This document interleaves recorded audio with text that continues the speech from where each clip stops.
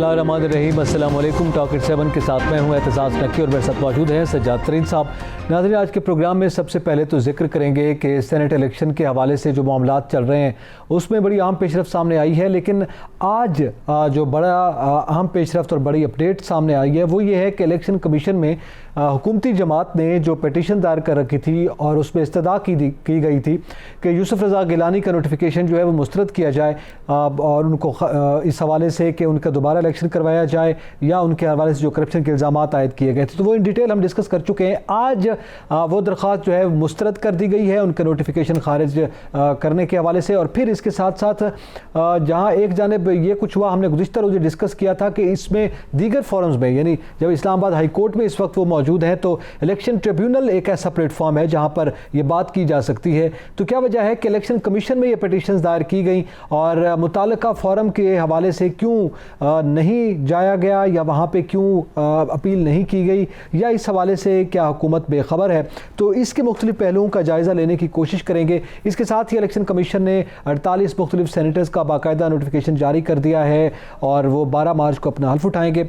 इसके साथ साथ हम बात करेंगे कि पनाह गाहों का मामला, जो कि वज़ीर आज़म का एक दरीना ख्वाब है और उन्होंने ये कहा कि वो पनाह गाहें मुख्तलिफ इलाकों में पहले भी तामीर कर चुके हैं, मज़ीद तामीर करने के हवाले से उन्होंने बात की, मज़ीद ग्रांट्स की मंजूरी इस हवाले से दी गई है और उनका ये कहना है कि अब मुल्क में कोई शख्स भूखा नहीं सोएगा और जहाँ पे मज़दूरों का इलाका ज़्यादा है उन इलाकों में जो है ये पनाहगाहें तामीर की जाएंगी।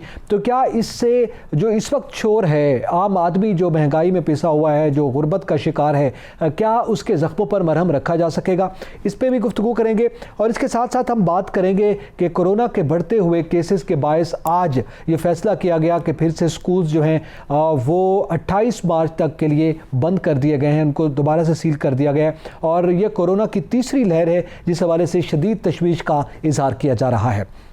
सज्जाद तरीन साहब, सबसे पहले तो आज इलेक्शन कमीशन में एक पेशरफ्त हुई, हमने गुज़िश्ता रोज़ अपने शो में डिस्कस किया था और हमारे साथ साबिक सेक्रेटरी इलेक्शन कमीशन कमर दिलशाद साहब थे। उन्होंने कहा था कि यहाँ से कुछ नहीं होना, यहाँ से ज़्यादा मुस्तरद हो सकती है या रेफ़र किया जा सकता है कि जनाब आप इलेक्शन ट्रिब्यूनल में लेके जाएँ। तो आज वही कुछ हुआ। मैं इस पर आता हूँ। हुकूमत ने एक और अच्छा काम भी किया है कि 7 अरब रुपए का जो है रमज़ान पैकेज भी उस पर भी बल्कि बात करेंगे आज के शो में। अच्छा, मैं आपको अर्ज़ करूँ कि नकी साहब, बात यह है कि ये अंदर खौफ हुकूमत का आप देखें कि यूसुफ रज़ा गिलानी को जब उन्होंने इलेक्शन में हिस्सा लिया तो उनके बेटे के साथ एक ड्रामा रचाया गया, ठीक है जी, और उनके MNAs ख़ुद ये बताते हैं हम गए और हमने एक स्टिंग ऑपरेशन किया और उसके बाद जो है हमने ये सारे किया। इसका मतलब ये है कि ये एक खौफ है कि यूसुफ रज़ा गिलानी को किसी न किसी तरह इलेक्शन से आउट किया जाए। पहले तो ये कोशिश की गई कि वो सेनेटर ना बन सकें, वो सेनेटर बन गए। फिर उसके बाद ये कोशिश की गई कि उनका नोटिफिकेशन रुकवाया जाए, कि जीत का नोटिफिकेशन जारी ना हो। आप ये बताएं, ये कौन सी जमहूरियत है? प्राइम मिनिस्टर इमरान खान बड़े अखलाकियात का बहुत बुलंद पाए की गुफ्तगू करते हैं, रियासत मदीना की बात करते हैं, और अब सूरत हाल ये है कि वो यूसुफ रज़ा गिलानी से, मैं आपको बताऊं मेरे पास कोई इन्फॉर्मेशन नहीं है, लेकिन ये हुकूमत का खौफ देख के और वो जिस तरह उनकी कामयाबियों को रुकवाने के लिए, उनके नोटिफिकेशन को रुकवाने के लिए हुकूमती लोग जा रहे हैं वहाँ, और इलेक्शन कमीशन को पहले प्राइम मिनिस्टर ने चार्जशीट किया, फिर आज उनके लोगों ने चार्जशीट किया, वो 1 दर्जन के करीब लोग खड़े हो जाते हैं, कोई इलेक्शन कमीशन के सामने आ जाते हैं, कोई प्रेस इंफॉर्मेशन डिपार्टमेंट PID में प्रेस कॉन्फ्रेंस करते हैं और वो शुरू हो जाते हैं। ये जो इनके अंदर का खौफ देख के मुझे लग रहा है कि यूसुफ रज़ा गिलानी शायद को भारी अक्सरी से जीतने वाले हैं। अच्छा जी, ये खौफ जो इनका खौफ है, अगर ये मुकलाहट जो कि पहले भी नजर आ रही थी, अगर यूसुफ रज़ा गिलानी के अगर इनके पास जैसे कल अब देखें, कल जो है अपना शिबली फराज साहब बहुत बड़े बाप का बेटा है शिबली फराज, इसमें कोई शक नहीं। अहमद फराज साहब से हमारी बहुत दोस्ती, बहुत ताल्लुक़ रहा है, बड़े आदमी थे वो, ये उनके बेटे हैं। और इन्होंने कल ये कहा कि हमें आउट ऑफ बुक जाना पड़ा। आज उन्होंने वो प्रोग्राम हज़फ कर दिया, गुज़िश्ता रोज़ उन्होंने कहा कि हमें जो कुछ करना पड़ा और जो हरबा इस्तेमाल करना पड़ा हम कामयाबी के लिए करेंगे। आप ये बताएं कि ये जो इखलाकियात का दर्स प्राइम मिनिस्टर ने 2 दिन पहले असम्बली में दिया, उनके जो खुद मिनिस्टर्स हैं वो तो धज्जियाँ उड़ा रहे हैं। क्या इस मिनिस्टर जिसने कहा है कि हम हर हरबा इस्तेमाल करेंगे, इसके खिलाफ कोई एक्शन नहीं होना चाहिए? तो कौन सा हरबा इस्तेमाल करेंगे? पाकिस्तान का एक आइन है, एक कानून है, उस आइन के मुताबिक, कानून के मुताबिक सारी चीज़ें होनी हैं। तो मैं ये समझता हूँ, वो तो ये कह रहे हैं कि आइनी और कानूनी हरबा इस्तेमाल करेंगे, ये लफ्ज़ भी नहीं, देखें ये बाद में कहा है उन्होंने, कहा हर हरबे में ये नहीं होता, गुफ्तगू में नहीं कहा, ट्वीट में उन्होंने फिर बाद में वजाहत की ना, जब उनको पता चला कि वो जज्बाती हो के बहुत नुकसान कर गए हैं अपना, तो बाद में उन्होंने फिर ये कहा। देखें बात ये हर हरबा उन्होंने कहा, फिर साथ उन्होंने ये कहा कि हम जीतने के लिए जो है हर हरबा इस्तेमाल करेंगे और आउट ऑफ बुक जाएंगे। आज उन्होंने बाय द बुक नहीं चलेंगे। हाँ, उसका मतलब ये हुआ कि वो आज उन्होंने उसकी वजाहत की है कि नहीं वो ये इस तरह नहीं था, इस तरह था, जब उनको पता चला कि सियासी तौर पर नुकसान हुआ है। मैं ये समझता हूँ कि जो लोग इस तरह की गुफ्तगू करती हैं, हमारे वज़ीर दाखिला शेख रशीद साहब जो हैं, उनके साथ भी अभी आप देखिए आने वाले दिनों में जो होने वाला है। उन्होंने जो तकरीरें 2-3 फरमाई और 2 इंटरव्यूज़ दिए, बाज़ दफ़ा शाह से ज़्यादा शाह का वफ़ादार बनने का भी नुकसान होता है, और शेख रशीद साहब भी उसी की नज़र हो गई। आपको पता है कल मीटिंग थी, उसमें शेख रशीद साहब को बुलाया ही नहीं गया। अब उनको पता चल गया है, वो दूसरे मतलब हलकों से बात कर रहे हैं कि देखें जी मेरे साथ ये नाइंसाफ़ी हो रही है। बल्कि रात उन्होंने एक बहुत ताकतवर हल्के के एक नायब सरबराह से बात की और उन्होंने उसको कहा, ये मुझे शेख रशीद साहब के करीबी आदमी बताया कि देखें जी मेरे पास तो अब कोई ऑप्शन ही नहीं है। मैं नायब सरबराह या नायब सरबराह, अच्छा, जो इस इदारे का नहीं एक इदारे का सरबराह होता है ना, हेड होता है, एक उनके नीचे जो होते हैं, उनसे इन्होंने बात की और इन्होंने उनको कहा कि जनाब देखें मेरे पास तो कोई ऑप्शन नहीं है, मैं तो नवाज़ शरीफ और आसिफ जरदारी के ख़िलाफ़ उस हद तक चला गया हूँ जहाँ इमरान खान भी नहीं गए, और अगर ये अब मुझे लिफ्ट कराना छोड़ देंगे तो मैं कहाँ जाऊँगा। यानी वो पॉइंट ऑफ नो रिटर्न पे पहुँच चुके हैं। ये हालात तो यही बता रहे हैं ना जी। तो आप ये देखें जी मेरे साथ ये इस तरह कर रहे हैं, मैंने कौन सी गलत बात की जो उन्होंने कहा कि मैं मालशिया नहीं हूँ ये बाकी वज़ीरों की तरह? इसका मतलब आप ये कह रहे हैं कि बाकी मालशी हैं। तो उन्होंने बाद में कहा ना, पहले तो उन्होंने हाथ नहीं मिलाया। फिर उन्होंने ये कहा, फिर उन्होंने 2 इंटरव्यूज़ में ये कहा, उन्होंने ये कहा कि जनाब अगर हम अदम एतमाद में जिन लोगों ने एतमाद के दौरान वोट लिया, अगर हम उनके खिलाफ एक्शन कर देते तो आज फिर मैं वज़ीर दाखिला ना होता, एक MNA बन के बैठा होता। ये तो खुद उन्होंने बता दिया है। चलिए इस पे मजीद भी बात कर रहे हैं, और हमारे साथ पाकिस्तान पीपल्स पार्टी के मारूफ रहनुमा है फैसल करीम कुंडी साहब। बहुत शुक्रिया कुंडी साहब वक्त देने का। सर आपसे ये जानना चाहेंगे, आज यूसुफ रज़ा गिलानी के खिलाफ जो पिटीशन दायर की गई थी, जिसमें इस्तदा की गई थी कि उनका नोटिफिकेशन जो है वो जारी न किया जाए कामयाबी का, आज वो मुस्तरद कर दी गई है। डेस्क का इंतखाब के हवाले से भी हमने देखा, उस पर भी हुकूमत के खिलाफ फैसला आया, फिर आप लॉन्ग मार्च भी करने जा रहे हैं। पे दर पे कानूनी महाज पर जो शिकस्त इस वक्त हुकूमत के सामने है, इस हवाले से एक सवाल ये उभर रहा है कि अपोजिशन के कदम मजबूत हो रहे हैं, और इस मुल्क में कदम मजबूत ऐसे नहीं होते सियासी तौर पर, उसमें कुछ दीगर मामलात भी हैं जिन हलकों का जिक्र अभी सजाद तरीन साहब कर रहे थे, तो थोड़ा सा ये वाज़ेह कीजिएगा। बिस्मिल्लाहिर्रहमानिर्रहीम। देखिए नकी साहब, यूसुफ रज़ा गिलानी साहब के खिलाफ हमारे PTI के दोस्त गए थे, और सबसे बड़ी बात और मतलब है कि ताजुब की बात है कि जो बंदा सफ़र हुआ हफीज शेख साहब, वो तो उससे मुद्दई नहीं थे, उन्होंने तो कोई उसके खिलाफ कोई बात नहीं की ना। अच्छा, अगर वो करना भी था, कोई झूठा सच्चा जो है वो अपना जो है वो उनके दस्तखत भी करा लेते। इससे पहले जब यूसुफ गिलानी साहब जब नॉमिनेशन पेपर जमा कराए और उनके एतराज़ात हुए, तो जो कवरिंग कैंडिडेट थे अपने हमारे इसके शेख साहब के, तो वो उधर हाजिर हुए, और ये चीज़ें जो आज इन्होंने की, ये उधर उन्होंने वही चीज़ उधर भी उन्होंने होगी। लेकिन मसला ये है, देखे आप मुझे बताएं कि जो बातें इन्होंने की उसमें कहाँ पे कन्विक्शन हुई है। अब मतलब है कि ये लोग इलेक्शन हार चुके हैं यूसुफ गिलानी से, इनसे वो हार बर्दाश्त नहीं हो रही। अब वो ये नहीं समझ रहे कि आप मतलब है करना क्या चाहते हैं। आप इलेक्शन हार गए हैं, आपने कहा था कि इमरान खान साहब ने कहा था कि मैं अगर इस्लामाबाद की सीट हार गया तो मैं अवाम में जाऊंगा, मैं असम्बली तोड़ूंगा, मैं इलेक्शन दोबारा कराऊंगा। अपने MNAs को धमकियां दे रहा था। अभी अपने मंशूर के मुताबिक इन्होंने यू टर्न ले लिया और अब उसी पीछे हट गए हैं। फिर दूसरी बात यह है कि अगर इन्होंने जिस तरीके से एतमाद का वोट लिया, पाकिस्तान की तारीख पहली दफा हुआ है कि समरी वज़ीर आज़म भेजता है कि मैं एतमाद का वोट लेना है, फिर प्रेसिडेंट कहता है इनकी अपनी पार्टी का कि मुझे लग रहा है कि आप एतमाद का वो आपको इस नेशनल असम्बली का एतमाद खो चुके हैं। और आप दोबारा एतमाद का वोट लें। अब अगर इनकी बात ये मान ली जाती है, ये मफरूजा मान लिया जाता है, कल इनके बैरिस्टर जो है नए जो सेनेटर मुंतखब हुए हैं, जब वो उस पे आए थे इलेक्शन कमीशन में, अली जफर साहब, इन्होंने कहा हमारे पास 16 मेंबर्स के प्रूफ मौजूद है कि उन्होंने डिफेक्शन की है और मैं कल पेश करूंगा। लेकिन जैसे वो बाहर आए फिर उन्होंने अपने मंशूर के मुताबिक यू टर्न लिया और कहा कि नहीं ऐसी बात मैंने नहीं की। चलो हम इनकी मफरूजा मान लेते हैं कि जी के 16 बंदे डिफेक्ट हुए, तो फिर मुझे बताए सजाद तरीन साहब भी बैठे आपके साथ कि जो इन्होंने वोट लिए उनसे अगर -16 कर ले तो क्या एतमाद रहता है इनका असेंबली के ऊपर? कोई एतमाद नहीं रहता। तो अभी ये नहीं, ये वो है जो बचपन, ये क्योंकि क्रिकेट की जबान समझते हैं, तो ये वो वाले बच्चे हैं कि जब आपको पता है कि जब बचपन में क्रिकेट खेलते थे आउट हो जाता तो एक बंदा लड़का जिद पे होता कि मैं आउट नहीं, मुझे दोबारा बैटिंग दो। अब ये दोबारा उस जिद्दी बच्चे की तरह दोबारा बैटिंग करना चाहता है। एतमाद उसका हाउस पे नहीं रह गया, नेशनल असेंबली का हाउस पे। अच्छा कुंडी साहब, बिल्कुल ये एतमाद की बात बिल्कुल बड़ी जेन्युइन बात की है आपने, आईनी बात की है, टेक्निकल बात है। मैं कुंडी साहब ये जानना चाहता हूं कि जाहिर है ये तो अभी आप भी नहीं कह सकते, अपोजिशन भी नहीं कह सकती कि जो वीडियोस वाला मामला था उसको ये जो नोटिफिकेशन की दरखास्त मुस्तरद की गई है, रोकने की दरखास्त मुस्तरद की गई है, ये वीडियो वाला मामला जो है वो इससे साबित हुआ कि वो गलत था, क्योंकि वो तो फॉरेंसिक में नहीं गया, उसकी इन्वेस्टिगेशन नहीं हुई, वो तो दीगर महकमे करेंगे, वो तो इलेक्शन कमीशन का काम नहीं था। उन्होंने कहा ये हमारे डोमेन में नहीं है कि हम इस पे क्या फैसला दें या इसको क्या सुने। देखिए बात ये देखिए, वीडियो एक बड़ी, उसमें ये जिक्र नहीं है कि किसने पैसे दिए, कौन ले रहा है, कौन बना रहा है, ठीक है। अब मसला ये है कि अब वो उसमें ऐसा कोई चीज है नहीं जिसमें एक है।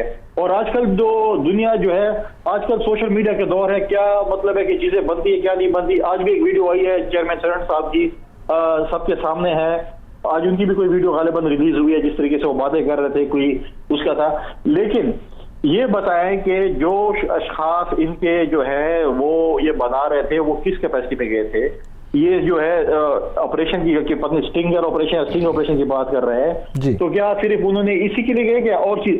अब इन्होंने इल्जाम लगाया कि हमारे लोगों ने पैसे लिए, तो क्या उन्होंने उन लोगों की वीडियो नहीं बनाई जिनसे उन्होंने पैसे लिए? लेकिन मैं एक बात कहूं कि हम मशहूर हैं उन लोगों के जिन्होंने हैदर गिलानी फार्मूले पे अमल दरामद किया। यूसुफ रजा गिलानी ने तमाम MNAs को लेटर लिखा था वोट देने के लिए, जिसमें इमरान खान साहब भी मौजूद थे। उन्होंने इमरान खान साहब को भी लेटर लिखा था कि आप मुझे वोट करें। और हम मशहूर हैं उसके शहरयार अफरीदी साहब के, इमरान खान साहब के, ताजगुल साहबा के, कि उन्होंने अपना वोट खराब करके, मतलब है कि उन्होंने यूसुफ रजा गिलानी को वोट दे दिया, समझे। अगर वोट खराब करना, अली हैदर की बात मान ली उन्होंने, फार्मूले को वोट खराब होने का, वोट खराब वैसे तो वोट खराब। फैसल कुंडी साहब आप मुझे ये बताएं कि यहाँ गर्दिशें कर रही हैं वफाकी दारुल में, इतलात के दोनों जानिब से लोगों को ख़रीदा गया है और कहीं 2.5 करोड़ कीमत लगी है, कहीं 5 करोड़ लगी है, कहीं 7 करोड़ लगी है। ये जो सेनेट के इलेक्शन में पैसे का जो अमल दखल है, इसको रोकने के लिए क्या इक़दाम किए जाएं? देखिए तरीन साहब, पहली बात तो है कि बड़े अफसोस की बात होगी कि अगर कोई MNA 1 करोड़ या 2 करोड़ में बिका हो, मतलब जो है मैंने आए और वो 1-2 करोड़ में बिके, मैं समझता हूँ कि वो मैंने क्या मतलब है कि क्या हैसियत उसकी होगी। दूसरी बात है, मैं नहीं समझता कि ऐसा कोई बात है जिसमें MNAs बिके हैं। देखिए बहुत सी ऐसी चीजें हैं जिसमें आज MNAs आप देखें जो हल्कों से हैं। आज साउथ पंजाब के MNAs कह रहे हैं कि हमारे साथ वादा किया गया था कि हम साउथ पंजाब सूबा बनाएंगे। जो इलेक्टेबल्स हैं जब हम हल्कों में जाते हैं, ना उनके ट्रांसफर पोस्टिंग होती है, ना उनके डेवलपमेंट के काम हो रहे हैं, ना उनको फंड्स मिल रहे हैं, ना उनको इज्जत। लेकिन यूसुफ गिलानी साहब ने एक काम किया कि उन्होंने MNAs को इज्जत दिलवा दी और इंशाल्लाह भी वो सेनेटर्स को भी इज्जत दिलवा रहे हैं। तो आज वही MNAs कह रहे हैं कि हमने जो चीजें की वो चीज हमारे साथ जो कमिटमेंट हुई थी वो नहीं हुई थी। इसलिए मैं समझता हूँ कि हमारे जो है फर्क कम से कम 25-30 वोटों का होना था, लेकिन फिर भी जीत 1 वोट की भी हो, एक जीत होती है।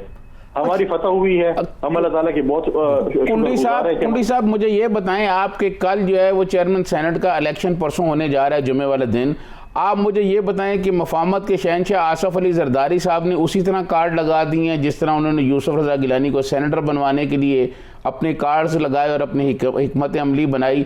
उनको चेयरमैन सेनेट बनाने के लिए भी उन्होंने अपनी तमाम कार्ड्स लगा दिए और हिकमत अमली तैयार कर ली है। तरीन साहब, यूसुफ गिलानी साहब जो है पाकिस्तान पीपल्स पार्टी पार्लियामेंटेरियन के उम्मीदवार है चेयरमैन सेनेट के लिए, और पाकिस्तान पीपल्स पार्टी पार्लियामेंटेरियन के सदर जो है वो आसिफ अली जरदारी साहब हैं। तो सदर हैं तो अपने पार्टी कैंडिडेट को बिल्कुल राब्ते कर रहे हैं, मुख्तलिफ सियासी जमातों से भी राब्ते कर रहे हैं। हमने MQM से भी राब्ता किया है। अपना बिलावल साहब गए थे, चौधरी साहबान की बीमार कुर्सी की लिए गए थे, वहां पर भी मतलब है कि जब सियासतदान बैठते हैं तो पॉलिटिक्स से बात होती है, लेकिन वहां पर उन्होंने क्लियर कर दिया कि बीमार कुर्सी के लिए गए थे। बाकी पॉलिटिकल बातें हमने बाकी पार्टी से भी राब्ता किया। लेकिन मैं आपको एक बात बताना चाहता हूँ, हमारी ये इखलाकी फतह ये है कि अल्लाह जो है गरूर और तकब्बर पसंद नहीं करता। वो इमरान खान साहब जो कहते थे कि ये PDM वाले और ये अपोजिशन वाले पाकिस्तान खा गए, ये चोर है, डाकू है, इंडिया के एजेंट है, इसके एजेंट है, इजराइल के एजेंट है, NRO नहीं दूंगा, हाथ नहीं मिलाऊंगा। वो असफद यार वली के चौकट पे बैठे हुए थे, चारसदा में उनसे अपने चेयरमैन सेनेट की वोट की भीख मांग रहे थे। कल मौलाना फजल रहमान की चौकट पे बैठे हुए थे, उनसे सेनेट की वोटों की भीख मांग रहे थे। तो ये मैं समझता हूं कि ये जमहूरियत बेहतरीन निज़ाम इसी को कहते हैं कि आज इक़्तिदार की खातिर, चेयरमैन सेनेट की खातिर इमरान खान साहब जो हैं वो अब चोरों से भी हाथ मिला रहे हैं, डाकुओं से भी हाथ मिला रहे हैं, और क्या क्या लफ्ज़ात मौलाना फजल रहमान को दिए थे उनसे भी हाथ मिला रहे हैं, और NRO वालों से भी हाथ मिला रहे हैं। आज क्या कहते हैं इमरान खान साहब, ये बताएं कि आज वो कुंडी साहब 2018 में जब सादक संजरानी साहब को चेयरमैन बनाया गया था तो उस वक्त आसफ अली जरदारी साहब के साथ मिलकर उन्होंने बनाया था, उसका आप जिक्र क्यों नहीं कर रहे? मैं बिल्कुल करूंगा। साजिद रानी को हमने वोट दिया था, हमने कभी ये नहीं कहा कि हम किसी से हाथ नहीं मिलाएंगे, गले नहीं मिलाएंगे। हम हर चीज का डायलॉग्स करने के कायल हैं। हमने कभी किसी पे ऐसी बातें नहीं की कि मैं नहीं छोड़ूंगा, मैं ये कर दूंगा। हमने दिया था साजिद संजरानी को वोट। हम इमरान खान साहब के भी बड़े मशहूर हैं कि उन्होंने पाकिस्तान पीपल्स पार्टी के डिप्टी चेयरमैन सेनेट को वोट दिया था। हम तो पॉलिटिक्स करते रहे कि हमने तो चौधरी हमारे इत्तेहादी रहे, चौधरी साहबान हमारे साथ MKM भी इत्तेहादी रहे। लेकिन एक बात यहाँ पर होनी चाहिए, आज जो PTI के लोग कह रहे थे कि गिलानी साहब का स्विस बैंक की बातें कर रहे थे, उनको मैं बताना चाहता हूँ कि उस वक्त जो हमें मशवरा दिया था हमारे लॉ मिनिस्टर से उस वक्त के मिस्टर बाबर अवान साहब, जो आज आपके एडवाइजर हैं पार्लिमानी अमूर पे, उन्होंने उस वक्त भी हमें इदारों से लड़ाया, और इंशाअल्लाह ताला आपकी किश्ती भी वही डबोएगी क्योंकि आपने उसको सेनेट का चेयरमैन नहीं बनाया। सही। अब बहुत शुक्रिया फैसल करीम कुंडी साहब, आपने कीमती वक्त और हमसे गुफ्तगू की। सजाद तरीन साहब, ज़ाहिर है पाकिस्तान पीपल्स पार्टी का PDM का ये मौक़िफ़ था जो हमारे सामने आया है, और इस वक्त तक जब हम सिचुएशन देखते हैं तो टेक्निकली मतलब अगर ऑनेस्टली स्पीकिंग हम ये कह सकते हैं कि जो इस वक्त हुकूमत जो हरबे कर रही है, जिन हरबों का वो जिक्र कर रही है कि वो इलेक्शन कमीशन की तरफ दौड़ते हैं, वो कोर्ट्स की तरफ दौड़ते हैं, लेकिन जिस तरह से अपोजिशन ये कहती है कि आएँ और जमहूरी मैदान में जो कि मैदान लगा हुआ है उस पर हमारा मुकाबला करें, तो ये सूरत हाल जो है मेरे ख्याल में पब्लिक के सामने भी बड़ी वाज़ेह हो रही है। देखिए मैं आपको बताऊँ, ये जमहूरियत वाली कोई बात नहीं है इस मुल्क में। देखें, ये अगर जमहूरियत हो और यहाँ इखलाकियात की बात हो जो प्राइम मिनिस्टर बहुत करते हैं, तो प्राइम मिनिस्टर को चाहिए था कि वो पहले दिन ये कहते कि जनाब हमारा कोई कैंडिडेट नहीं है, मैं वेलकम करता हूँ यूसुफ रज़ा गिलानी को, वो जीत गए हैं, उनके पास अक्सरियत है, वो अपना चेयरमैन सेनेट बनाएं। आप मुझे बताएं, ये जमहूरियत मुल्क है और ये क्या ये जमहूरियत में ये होता है कि वो कल जो वज़ीर इत्तलात ने जो बातें की हैं, शिबली फराज साहब ने जो बातें की हैं, आप मुझे बताएं ये जमहूरी मुल्क में ऐसा होता है? तो इस पे तो अपोजिशन को मेरे ख्याल में इस पे अपोजिशन को स्टेप लेना चाहिए। टेलीविजन पर बैठकर ये कह रहे हैं कि मैं हर अरबा इस्तेमाल करना पड़ेगा, ये क्या कह रहे हैं? करेंगे, करना पड़ेगा, क्या करेंगे आप मुझे बताएं, हर हरबा इस्तेमाल करेंगे, आप क्या कह रहे हैं? मतलब क्या मैसेज दे रहे हैं? कौन सा जमहूरियत के लिए मैसेज दे रहे हैं? यार शिबली फराज साहब से दरख्वास्त है, कम अज़ कम वो अपने वालिद की शायरी और अपने वालिद की स्ट्रगल तो देखें कि उन्होंने बुनियादी इंसानी हकूक़ के लिए क्या क्या स्ट्रगल की है, क्या जमहूरियत के लिए उनकी खिदमात हैं। यार कोई तो खौफ खुदा होना है कि एक वजारत की अगर ज़िंदगी में उनको एक वजारत मिल गई है तो उस वजारत के लिए आप वो क्या कह रहे हैं कि हम हर अरबा इस्तेमाल करेंगे? क्या जमहूरी मुल्कों में और जमहूरियत में ऐसा होता है? मैं ये समझता हूँ कि हुकूमत जो है वो उसके पास अक्सरियत नहीं है। हुकूमत को इस बात का यकीन हो गया है कि हुकूमत जो है वो चेयरमैन सेनेट के इलेक्शन में नाकाम हो जाएगी। वो अपनी, और जब वो नाकाम हो जाएगी, क्योंकि जब वो पहले हफीज़ शेख आ रहा है तो हुकूमत बहुत कमज़ोर हुई है। हफीज़ शेख की शिकस्त ने हुकूमत को बहुत ज़्यादा कमज़ोर किया है। अब हुकूमत ये चाह रही है कि किसी न किसी तरह अपना चेयरमैन सेनेट बनाया जाए ताकि वो जो हमें शिकस्त हुई है, हमें जो सुबकी का सामना हुआ है, उसे बराबर किया जा सके कि नहीं जी देखें हमने ये जीत लिया है। बिल्कुल ठीक। एक तरफ से आप इखलाकियात की दर्ज देते हैं, दूसरी तरफ अमली मैदान में आप ये कर रहे हैं कि आप जाके मिल भी रहे हैं। ये बात तो सही है ना कि अगर यूसुफ रज़ा गिलानी ने लेटर लिखा है तो वो तो कहते हैं हम तो हर सियासी जमात के साथ बैठने के लिए तैयार हैं, हम तो बात करने के लिए तैयार हैं। NRO तो ना देने की बातें वज़ीर आज़म कर रहे हैं, यकीनी तौर पर ये बात अपनी जगह पर दुरुस्त है। लेकिन ये जो हर हरबे वाली बात आई है, आज सईद गनी साहब ने भी उस पर रिस्पॉन्ड किया है, ज़ाहिर है अपोजिशन के दीगर अराकीन भी अब भी कर रहे हैं, आइंदा भी करेंगे। लेकिन इसके हवाले हवाले से आप बयान तो दे रहे हैं, आप जवाब दे रहे हैं, जाहिर है जब मुल्क का वज़ीर इत्तलात और हुकूमती तर्जुमान जो है वो बैठकर ये बात कर रहा है और वो अनाउंस कर रहा है कि हम अरबा इस्तेमाल करेंगे, तो अपोजिशन को भी तो उस पर कोई अमल बनाना चाहिए ना, उसको भी तो कोई अमली कदम उठाना चाहिए। देखें, अपोजिशन जो है ना वो इसलिए खामोश है कि अपोजिशन पर ये जो मर्जी इल्ज़ामात लगाते रहें। एक इस वीडियो के अलावा कोई सबूत है कि जी पैसे लगाए गए हैं, वो लगाए हैं। मरियम साहबा ने, मैं समझता हूँ अली ज़फ़र साहब बहुत काबिल एहतराम है, बहुत ज़बरदस्त आदमी है, दोस्त है हमारे। उन्होंने ये कहा कि जी इलेक्शन कमीशन में जाकर ट्रिब्यूनल में उन्होंने ये कहा कि जी मरियम नवाज़ साहबा ने कहा है कि नवाज़ शरीफ का टिकट चलता है। भाई उन्होंने ये बात दुरुस्त कही है कि नवाज़ शरीफ का टिकट जो है वो लोग लेने के लिए लाइन में लगे हुए हैं कि हमें टिकट दिया जाए, क्योंकि उनको पता है कि नवाज़ शरीफ के नाम पर वोट पड़ते हैं। तो ये बात, भाई आपके पास कोई सबूत हैं, आप उनके पास सामने सबूत रखें। आपके जिन 16 या 17 लोगों ने पैसे लिए हैं, जिनका जिक्र प्राइम मिनिस्टर इमरान खान ने किया है, उनके नाम इलेक्शन कमीशन मांग रहे हैं, आप उनको नहीं दे। चले ये सवाल करते हैं, पीटीआई की रहनुमा हैं आबदा राजा साहबा हमारे साथ लाइन पर मौजूद हैं। बहुत शुक्रिया आबदा राजा साहबा वक्त देने का। यही सवाल आपके सामने जो सिचुएशन है इस वक्त, एक तो आज आपका जो नोटिफिकेशन रोकने की इस्तदा थी गिलानी साहब का, वो भी मुस्तरद कर दी गई और उससे ये साबित हुआ कि जो गुफ्तगू आपके वज़रा और हुकूमती तर्जुमान कर रहे हैं वीडियोस के हवाले से, दीगर मामले से, आज एक इदारे ने, इलेक्शन कमीशन ने उसको मुहर लगा दी है कि अपोजिशन उस पर जो है उसका मौक़िफ़ दुरुस्त है। और दूसरा फिर उनके नाम भी आप नहीं पेश कर रहे जो आपके अपने 16-17 एमएनए थे, तो क्या कहना है इस पर आपका? बिस्मिल्लाहिर्रहमानिर्रहीम। देखें, इलेक्शन कमीशन वालों के साथ भी तो पेट लगा हुआ है ना, ठीक है? अच्छा, वो भी तो इस सिस्टम का हिस्सा ही है जो इस वक्त निज़ाम चल रहा है, वो उससे बाहर तो नहीं है। इमरान खान ने एक नारा लगाया था तब्दीली का और निज़ाम को तब्दील करने का, तो ये वही करप्ट एक निज़ाम है जिसको पूरे के पूरे को हमने चेंज करना है। तो हर एक आबदा राजा साहबा, ज़ाहिर है पेट लगा हुआ है, आपने ये बड़ी बात की है, आपकी हुकूमत है, आपके जैसे अभी आपने कहा खान साहब ने सिस्टम चेंज करने का नारा लगाया था, पब्लिक ने उनको हुकूमत दे दी, पब्लिक ने उनको इलेक्ट कर लिया, वो इस वक्त हुकूमत में है, वो ठीक करें निज़ाम। देखिए, निज़ाम को ठीक करने में टाइम लगेगा। निज़ाम ये नहीं हम कह रहे कि एकदम से फौरन से चेंज हो जाएगा, लेकिन यही करप्ट प्रैक्टिसेस जब सामने जूं जूं आएंगी तो इनके ऊपर जब काम होगा इलेक्शन कमीशन के अंदर भी और बाकी इदारों के अंदर, तभी तो इदारे जाके चेंज होंगे। आबदा राजा साहबा, ये 3 साल हो गए हैं आपकी हुकूमत को। ये प्राइम मिनिस्टर इमरान खान 3 साल जो हैं वो सिर्फ इखलाकियात के ही दर्स देते रहे हैं। परसों भी उन्होंने जब एतमाद का वोट लिया, इखलाकियात के दर्स दिए, अमली तौर पे तो अभी तक कुछ नहीं किया। उन्होंने कहा था पुलिस रिफॉर्म करूंगा, निज़ाम अदल में रिफॉर्म करूंगा, अभी तक तो आपकी अपनी कारकर्दगी जीरो नजर आ रही है, जबकि अब टाइम भी थोड़ा है आपके पास।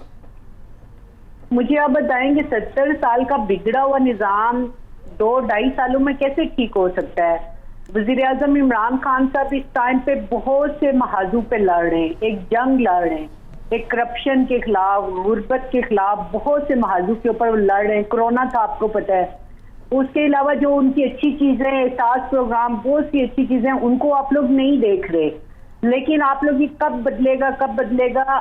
तब बदलेगा जब हम बदलेंगे। हम सबको भी तो बदलने की आबदा राजा साहबा, बिल्कुल ये बड़ी आपने बातें की जा रही, इससे पहले कंटेनर पर भी ये करते रहे, अब हुकूमत में आकर ये करना मुनासिब नहीं लगता। मेरा सवाल ज़रा क्विकली मैं आपका जवाब इस पे चाहूँगा। जो आपके 16-17 लोगों के नाम मांगे जा रहे हैं इलेक्शन कमीशन, जिसकी वजह से आज दरख्वास्त भी मुस्तरद हो गई है, वो नहीं दिए गए, क्या आपके पिटिशनर भी उस करप्शन का हिस्सा है? उनके साथ भी कोई पेट लगा हुआ है कि वो नाम देना नहीं चाह रहे थे? नाम देखिए, किसी भी जगह पे फरिश्ते नहीं बैठे हुए हैं, हर जगह पे कुछ न कुछ ऐसे लोग बैठे होते हैं, अनासिर बैठे हुए हैं जिनकी वजह से निज़ाम खराब होता है। तो आपके फरक हबीब साहब, मलिका बुखारी साहबा, कंवल शौजब साहबा, ये 3 पिटिशनर जो मौजूद थे, आप समझते हैं कि इन्होंने नाम नहीं दिए तो उसमें भी गड़बड़ है? नहीं, देखिए, कंवल और साहिबा फरूक हो गया या मलिका बुखारी साहिबा होगी, इनके पास जब नाम आएंगे तो ये बिल्कुल देंगे। लेकिन अभी मैं भी कि इनके पास नाम ना हो, नाम आ जाए पार्टी के अंदर, ये कन्फर्म हो जाए तो उसके बाद नाम चाहिए। आबदा राजा साहबा, वजीर दाखिला शेख रशीद ने कहा है कि प्राइम मिनिस्टर को उन नामों का पता है, अगर उनके खिलाफ कार्रवाई करेंगे तो हमारी हुकूमत खत्म हो जाएगी। देखिए, वज़ीर आज़म इमरान खान साहब किसी भी चीज से नहीं डरते, ना ही हुकूमत खत्म होने से डरते हैं। जब उनके सामने सारी चीजें क्लियर हो जाएंगी तो वो खुद ही इसके ऊपर एक्शन ले लेंगे। क्या ये अगले 2 साल जो आपके पास हैं उसमें उम्मीद की जा सकती है कि चीजें क्लियर हो जाएंगी? नहीं, आप मुझे एक बात बताएं, ये सब चीजें तो क्लियर हो जाएंगी, लेकिन जिसने खरीदा है उसका क्या होगा वो आप बताएं ना। हुकूमत आपके पास है, आप उनको पकड़ें, इदारे आपके पास हैं, नैब आपके पास है, FIA आपके पास है, इंटेलिजेंस एजेंसियां आपके पास हैं, कार्रवाई आपने करनी है जी, और किसने करनी है? हमारे लोगों ने अगर पैसे लिए हैं तो उनको तो पार्टी से निकाला जाएगा, लेकिन उस बंदे को ज्यादा सजा होनी चाहिए जिसने इतनी एक चीज के लिए इतने करोड़ों रुपए उड़ाए। उसको तो मेरे साथ बहुत शुक्रिया आबदा राजा साहबा, आपने अपना कीमती वक्त दिया और हमसे गुफ्तगू की। थोड़ा ऑडियो का भी चूँकि प्रॉब्लम आ रहा था तो हम मजीद गुफ्तगू नहीं कर पाए, वरना हम इसको कंटिन्यू करते। लेकिन नाज़रीन, अपोजिशन और हुकूमत दोनों का मौक़िफ़ हमारे सामने आ चुका है, इस पर मजीद भी गुफ्तगू करेंगे। यहाँ पे वक्त एक ब्रेक का, हमारे साथ रहिएगा।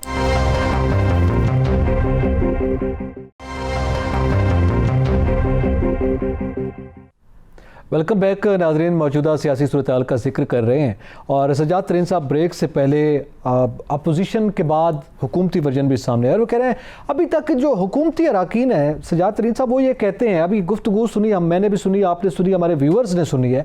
सवाल ये है कि ये अभी तक वो क्या कंटेनर पर खड़े हैं कि अभी तक वो एक ही बात कर रहे हैं, हम सिस्टम ठीक करेंगे, खान साहब हुकूमत जाने से नहीं डरते, और खान साहब ये कहते हैं। सूरत हाल मतलब जो रोज़ाना की बुनियाद पर डिस्कस हो रही है, ये आपको क्या लगता है, क्या ये जानबूझकर ऐसा किया जा रहा है, या कोई जवाब नहीं है हुकूमत के पास, या कोई और पॉलिसी है? अभी जो फरजाना राजा साहब, आबदा राजा साहब जो हमारे साथ थी, वो ये कह रही थी 70 साल का काम जो है वो 2 साल में 3 साल में नहीं हो सकता। देखिए, मैं आपको अर्ज़ करूँ, मसला ये है कि इनके अंदर कैपेसिटी नहीं है, एक सलाहियत होती है बंदे में काम करने की। जुल्फ़िकार अली भुट्टो के पहले 40 दिन आप उठा के देखें, उन्होंने प्राइम मिनिस्टर बनने के बाद पहले 40 दिन में मुल्क की तमाम बुनियादी पॉलिसियाँ तब्दील करके रख दी थी। आप इस पर बहस कर सकते हैं कि उनका फ़ायदा हुआ या नुकसान हुआ, ये एक अलग है, लेकिन 40 दिन में तमाम बुनियादी पॉलिसियाँ। आप ये बताएं कि 3 साल में इन्होंने क्या किया? इन्होंने कहा पुलिस रिफॉर्म करेंगे, ये दुरानी साहब को लेके आए, वहाँ नासर दुरानी साहब को जो IG KP के रहे हैं उनको लेके आए, उनके साथ नहीं चल सके। आप फिर ये उमर शेख साहब को ले आए, ठीक है जी, और उमर शेख साहब जिस किस्म की गुफ्तगू करते नहीं हैं जो को वो भी पता है। फिर उसके बाद आप देख लें कि पिछले 3 साल में कितने इन्होंने IG तब्दील किए, इनाम गनी साहब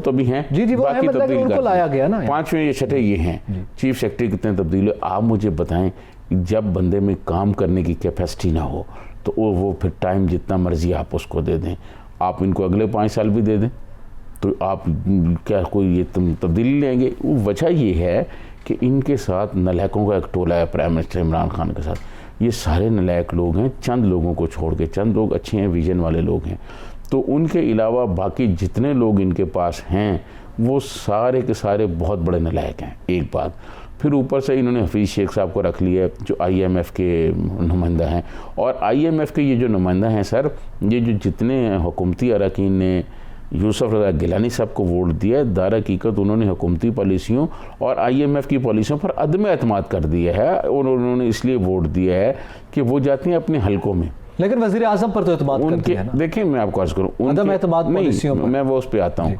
ये देखें, जब वो अपने हलकों में जाते हैं, वो गुर्बत, बेरोज़गारी, महंगाई का देखते हैं, लोग उनसे पूछते हैं। एक बात ये जो आपने बात की ना कि जी वज़ीर आज़म के सामने, आप देख लीजिएगा जब कभी भी अपोजिशन जो है वो अदम एतमाद लाएगी प्राइम मिनिस्टर के सामने और इनको खुफिया वोटिंग का हक होगा, आप देख लीजिएगा कि यूसुफ रज़ा गिलानी से ज़्यादा वोट जो है वो प्राइम मिनिस्टर के खिलाफ पड़ेंगे।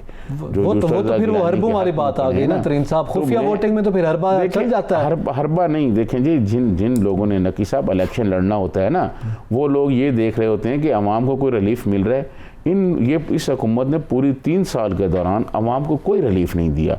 देखिए, मियाँ नवाज शरीफ ने, आप मोटरवे देख लें, मेट्रो देख लें, और बेशुमार लोग चीज़ें उन्होंने प्रोजेक्ट्स बनाए हैं लोगों के लिए। मियाँ नवाज शरीफ के दौर में लोगों को अस्पतालों से दवाइयाँ फ्री मिलती थी, अब दवाइयाँ बंद हो गई, टेस्ट बंद हो गए, इस पे गरीब लोग कहाँ जाएं? उस पर इनका एक मौक़िफ़ है, हुकूमती तर्जमानों का भी और वज़रा का भी एक मौक़िफ़ है, उस पर बात करते हैं। लेकिन हमें ज्वाइन किया है मारूफ तजियाकार हैं, एनालिस्ट हैं, सहाफ़ी हैं, सीनियर सहाफ़ी हैं, हाजी नवाज़ रज़ा साहब। बहुत शुक्रिया साहब वक्त देने का। सर, इस वक्त जब हम सियासी सूरत हाल का जिक्र करते हैं और उसमें जो आज पेशरफ्त हुई है कि इलेक्शन कमीशन में हुकूमत ने जो पिटीशन दायर की थी नोटिफिकेशन रोकने की गिलानी साहब का, वो दरख्वास्त भी मुस्तरद हो गई। इसके अलावा इससे पहले ज़ाहिर है जो जितने भी हम कानूनी महाज पर जिक्र करते हैं, डेस्क का इंतखाब हो या दीगर मामलात, तो वो वहाँ पे पै दर पै हमें ये लग रहा है कि हुकूमत जो है वो शिकस्त का सामना कर रही है, ना सिर्फ जमहूरी मैदान में, इंतखाबी मैदान में, बल्कि जब हम आईनी और कानूनी मैदान में देखते हैं तो वहाँ पे भी यही सूरत हाल है। क्या लग रहा है आपको? देखिए, पाकिस्तान तहरीक इंसाफ की हुकूमत जो है उसके मशीर ऐसे हैं जो वजीर आजम इमरान खान की शर्मिंदगी का बार बार एहतमाम करते हैं। देखें, जिस तरह उन्होंने NS-75 में जिस तरह उन्होंने इलेक्शन को स्टील करने की कोशिश की और जाहिर है उस पर उन पर शर्मिंदगी का सामना करना पड़ रहा था। अभी देखें, सैयद यूसुफ रजा गिलानी जीत गए हैं, इसमें कोई शक तो नहीं ना। ये अब ये 16 अरकान पर बार बार इल्जाम तराशी करते हैं कि वो फरोख्त हो गए हैं। लोगों ने अपने हुकूमत के रवैये के खिलाफ सैयद यूसुफ रजा गिलानी को वोट डाले और उसके बाद जब देखा कि वो जीत गए हैं तो उसकी जीत को उन्होंने हजम नहीं हो पाई। उसके बाद उन्होंने उनके खिलाफ दरख्वास्त दी। उन्हें मालूम था ये जो दरख्वास्त दी है इसका रिजल्ट उनके खिलाफ जाएगा। वो ये सैयद यूसुफ रजा गिलानी का रास्ता रोकने की तमाम तर कोशिश करें। जैसे कि कल वफाकी वजीर इत्तलात और नशियात ने अजीब बात की कि ये नहीं हो सकता कि अपोजिशन कानून की खिलाफवर्जी करे और हम कानून के मुताबिक चलें। वो कहते हैं बाय हुक एंड क्रुक हम इलेक्शन जीतना चाहते हैं। उसका मतलब यह है लोगों को उठा भी ले जाएं, लोगों को गोल्डा के थाने में ले जाएं और वहां पर किसी जगह उनको दबाव डाला जाए। और वो ये कहते हैं कि ये नहीं हो सकता कि फुटबॉल में दूसरी टीम को तो हाथ से बाहर रोकने की इजाजत हो और हम सिर्फ पांव से खेल सकते हूँ। यानी इसका मतलब यह है कि हुकूमत चाहती है कि अगर कुछ भी हो जाए पाकिस्तान में तमाम जमहूरी रवायात को भी पामाल कर दिया जाए, लेकिन किसी सूरत में भी सैयद यूसुफ रजा गिलानी को चेयरमैन के मनसब तक न पहुंचने दिया जाए। ये उनका जमहूरी हक है, ये पाकिस्तान की 10 सियासी जमातों का फैसला है। उन्होंने इमरान खान को शिकस्त दी है। ये शिकस्त तो मेरा ख्याल है इमरान खान आइंदा इलेक्शन तक नहीं बुला पाएंगे। उन्हें मालूम नहीं था कि उनका पाला किन लोगों से पड़ा है। वो लोगों को चोर डाकू कहकर तो अपनी सियासत करते रहे हैं, लेकिन जब सियासत का वक्त आया तो वो उनके सामने देर हो गई। हाजी नवाज़ साहब, सज्जाद तरीन बोल रहा हूँ। आपके दोस्त जो हैं शेख रशीद साहब जो वजीर दाखिला हैं, वो कहते हैं वो 16 अरकान के खिलाफ अगर हुकूमत कार्रवाई कर दे तो फिर मैं आज वजीर दाखिला ना होता, MNA बन के इंटरव्यू दे रहा होता। तो फिर ये भी मजबूरी है, क्या किया जाए?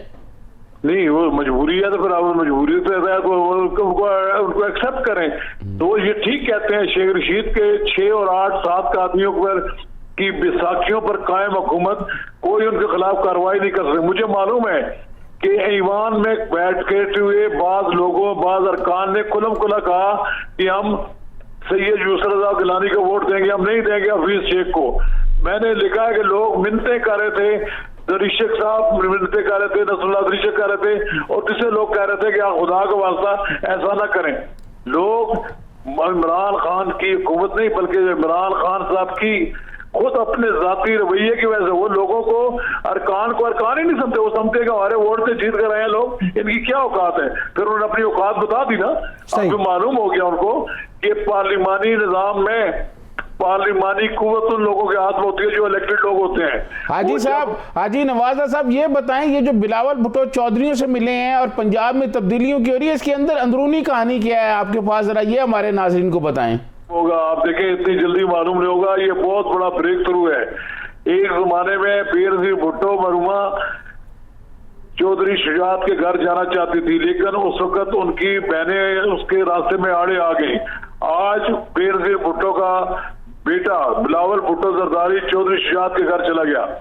ये वो जो बर्फ पिघल रही है, ये आप देखेंगे अगर पंजाब में तमाम अपोजिशन जमातें चौधरी परवेज लाई को वजीर आला बनाने पर मुतफिक हो जाएं तो आप देखेंगे अगले दिन ही आप तहरीक एतमाद आ जाएगी और चौधरी परवेज लाई आसानी बन जाएंगे। हाजी साहब, इसमें यह आया है कि पाकिस्तान तहरीक नून ने इख्तलाफ किया है चौधरी साहबान के हवाले से, पीपल्स पार्टी तो उस पर एग्री है, तो इस हवाले से क्या अंदरूनी कहानी है आपके पास? नहीं, चौधरी देखें, चौधरी परवेज इलाई के बारे में रिलेक्टेंट तो हैं पाकिस्तान मुस्लिम लीग नून वाले लोग। उन्होंने चौधरी मियां शहबाज शरीफ ने पिछले दिनों अपनी एहतसाब कोर्ट की अदालत में हाजिरी के मौका पर अपने सियासियों साथियों से मशवरा किया था, क्या उन्हें चौधरी परवेज इलाई एक्सेप्ट है या चौधरी निसार अली खान। तो ये एक राय पाई जाती थी, कुछ लोगों ने कहा कि चौधरी निसार अली खान अगर आ जाए तो हम उनके साथ तामर करने के लिए तैयार हैं, लेकिन पीपल्स पार्टी भी तैयार है, मुस्लिम लीग नून भी तैयार है कि पंजाब में कोई तब्दीली आए। जाहिर है तब्दीली आने के लिए होता है कि जो अकलियत में कोई जमात हो, जो जिसके पास इतना वजन हो कि वो तब्दीली ला सके, तो वो अपनी बार्गेनिंग करती है। मेरा ख्याल ये है कि जब ये तय हो जाएगा कि किसी सूरत में भी हमने वहां तब्दीली लानी है, अगर पंजाब में तब्दीली आ गई तो फिर मरकज में सब कुछ गिर जाएगा। इसलिए पंजाब में नर्स जो है वो नर्स की लड़ाई है, और चौधरी शुजात जो है वो बड़े धीमे मजाज के आदमी है, जल्दबाजी में कोई फैसला नहीं करते, लेकिन अगर फैसला उन्होंने कर लिया तो फिर आप देखेंगे पंजाब में हुकूमत गिरने में कोई देर नहीं लगे। बहुत शुक्रिया हाजी नवाज रजा साहब, आपने कीमती वक्त और हमसे गुफ्तगू की है। ये बड़ा मामला है सजात अली साहब के एक जानिब ज़ाहिर है पंजाब का महाज जो है वो तो खुला ही हुआ है। हाजी साहब ने ये बात बताई है क्योंकि इस मामले को जब देखते हैं, ज़ाहिर है चेयरमैन सेनेट का मामला जब हल होगा उसके बाद लॉन्ग मार्च भी शुरू होगा, और फिर ये जो मुलाकात इब्तदाई तौर पर हुई है काफ लीग के साथ पीपल्स पार्टी की, और PDM के अंदरूनी सफ़ों में इस मामले पर इख्तलाफ राय मौजूद है, तो फिर उस जानिब भी तो बढ़ेंगे ना। ये देखिए, मैं आपको अर्ज़ करूं कि बहुत पहले जब अभी हफीज़ शेख का इलेक्शन नहीं हुआ था, और मैंने ये आपको याद होगा प्रोग्राम में ये कहा था कि अगर यूसुफ रज़ा गिलानी जीत जाते हैं और उसके बाद बेशक प्राइम मिनिस्टर इमरान खान जो हैं वो एतमाद का वोट भी लेते हैं, तो उनकी मुश्किलात कम नहीं होंगी। बिल्कुल सही। अब आने वाले दिनों में प्राइम मिनिस्टर इमरान खान की जो मुश्किलात हैं वो पंजाब में भी और मरकज़ में भी बढ़ने वाली हैं, और यूसुफ रज़ा गिलानी उनके साथ सादक संजरानी के साथ आसफ जरदारी थे, वो बन गए चेयरमैन सेनेट। अब यूसुफ रज़ा गिलानी आसफ अली जरदारी के कैंडिडेट हैं, तो मेरे ख्याल में जो हालात अदाद शुमार जो सामने हैं, इससे तो ऐसे लग रहा है कि यूसुफ रज़ा गिलानी की कामयाबी जो है वो सामने है। ठीक है, अच्छा अब तो आप चूँकि बात करें, अब जब वक्त आया हुकूमत की परफॉर्मेंस का और वो काम कर रहे हैं, तो इस वक्त सब उनके पीछे पड़ गए, अब उनको निकालने के और उनको शिकस्त देने के दर पे हैं। अब ज़ाहिर है आवाम की मुश्किलात हल हो सकती थी। वज़ीर आज़म ये ऐलान कर चुके हैं कि वो इन आखिरी 2 सालों में ज़ाहिर है परफॉर्म भी करेंगे और लोगों को गुरबत की चक्की से बाहर निकालेंगे। पनाह गाहों के हवाले से उन्होंने बड़ा अहम फैसला किया है, गरीब लोगों मज़दूरों के लिए ये वो सोचते हैं हमेशा, और वो कहते हैं कि वो पसमानदा तबके के लिए सोचते हैं और उनके लिए इक़दाम कर रहे हैं। उन्होंने ये जुमला कहा कि कोई गरीब भूखा नहीं सोएगा, तो ज़ाहिर है ये अब परफॉर्म करने का वक्त है। उसमें अब आप लोग और हमारे दीगर दोस्त और अहबाब और अपोजिशन जो है वो उनके पीछे पड़ गए हैं, तो इस पे मेरे ख्याल में देख रहे थे उनको वक्त ये दे दें 2 साल। देखें एतजाज़ साहब, आप ज़ेर लब मुस्कुराते हुए जब सवाल करते हैं तो मुझे लग जाता है पता कि कोई ना कोई तो इसमें शरारत, पर्दादारी है, कोई ना कोई तो शरारत है इसमें। आप मुझे एक बात बताएं, क्या दुनिया में कोई मुल्क ऐसा है जो पनाह गाहों पे चलता हो? क्या दुनिया में कोई ऐसे मुल्क की आप मुझे बता सकते हैं? 100 कुछ मुल्क हैं, आप मुझे बता सकते हैं कि फ़लाँ मुल्क ने तरक्की की है पनाह गाहों के ज़रिए, फ़लाँ मुल्क ने तरक्की की है भूखों को खाना खिलाने से? सर ये जो आप मुझे बताएं, जब कोरोना आया और इन्होंने कहा जी टाइगर फोर्स आ रही है, घर घर जाएगी टाइगर फोर्स, किसी को कोई नहीं होगा, सब गरीबों को हमने कर लिया, हमने ये देख लिया, जितना शोर इन्होंने मीडिया पे आके किया, ज़मीन पर आप देखें, ज़मीनी हक़ाइक़ देखें, टाइगर फोर्स कहीं पहुंची? ये जो है गरीबों को खाना खिलाने का और ये सारा कुछ करने का, बजाय इसके आप मुआशी पॉलिसियाँ बेहतर करें, आप महंगाई कंट्रोल करें, आप ये जो इतने मतलब इस पर करोड़ों अरबों रुपए खर्च होंगे, वही करोड़ों अरबों रुपए आप हुकूमत के में हैं, आप जो मुख्तलिफ गरीबों के इस्तेमाल करने की चीज़ें हैं आप उनको सस्तियाँ करें, ताकि और लोगों को रोज़गार के मौके दें, ताकि लोग जो हैं वो रोज़गार में जाएं, वहाँ मसरूफ़ हों और उनको ख़रीदारी की जो चीज़ें हैं वो ख़रीदने में आसानी हो। ये आप बताएं कि जी मज़दूर ख़ुद तो खाना खा लेगा, बच्चों का क्या करेगा? नहीं, बच्चे भी जाएंगे ना, जो मोबाइल ट्रक जाएंगे खाना देने के लिए, तो ज़ाहिर है उसमें मजदूर हैं, उनके बच्चे हैं, उनकी फैमिली है। आप मुझे ये बताएं, जो हमारे लोअर मिडिल क्लास के लोग हैं, क्या उनके लिए वो जाएंगे? उनके लिए शर्मिंदगी नहीं क्योंकि लाइन पे खड़े हुए हैं और वो वहाँ से खाना ले रहे हैं, बजाय इसके कि आप उनके लिए कोई मुआशी सूरत हाल बेहतर करें। कोई मुझे आप बता दें नकी साहब, आप बहुत दुनिया की मुआशी सूरत हाल पर नज़र रखते हैं और मुआशी माहिरीन से रोज़ आप लगे हुए होते हैं बातचीत करने के लिए।